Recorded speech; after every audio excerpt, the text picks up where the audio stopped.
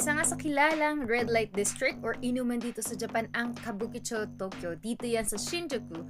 So ayan, kung makikita natin, merong mga taong nakahilera, may dalang mga paskil, nandiyan kung saan or magkano yung bars and clubs nila.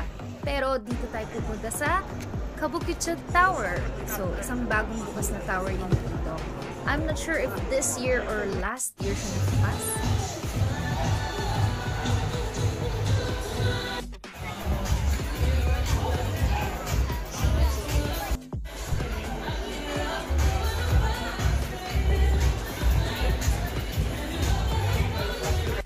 Ayan nga, galing tayo dun sa baba. So, andun yung mga kainan. Hindi ko na naikot yon sa video, pero ang daming kainan, iba-ibang izakaya. And nandito tayo ngayon sa taas, kung saan maraming gacha-gacha and crane games. Ayan, tuwang-tuwa nga ako kasi tignan nyo naman tong crane game na to. Ang laki niya talaga.